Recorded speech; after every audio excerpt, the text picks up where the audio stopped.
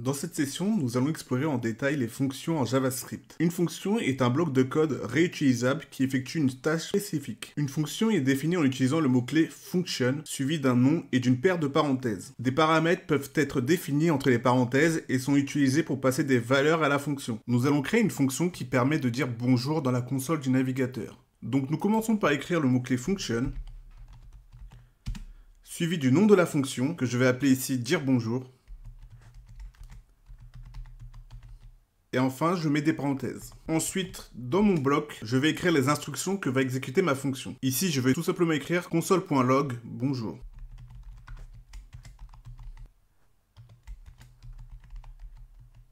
Pour utiliser le code de la fonction, je vais réécrire le nom de la fonction, suivi de parenthèses.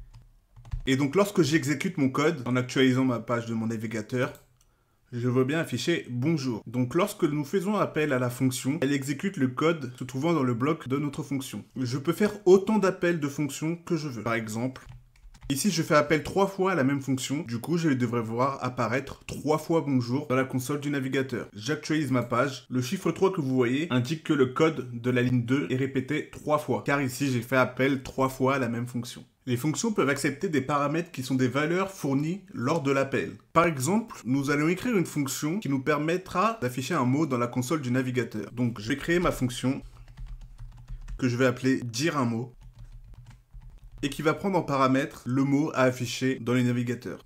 Donc, j'écris mot comme paramètre. Ensuite, dans mon bloc, j'écris console.log mot. Donc le mot que je vais écrire en paramètre va être le mot qui va être affiché dans ma console de mon navigateur. Maintenant, lorsque je vais faire appel à ma fonction dire un mot, entre parenthèses, je vais devoir lui fournir une valeur, le mot que je veux afficher dans la console de mon navigateur. Je vais tout simplement écrire ici une chaîne de caractères salut. Et lorsque j'actualise la page de mon navigateur, je vais afficher salut. Si j'écris une autre valeur, entre parenthèses, lors de mon appel de fonction, c'est cette valeur-là qui va être affichée dans mon navigateur. Par exemple, dire un mot, entre parenthèses, bye.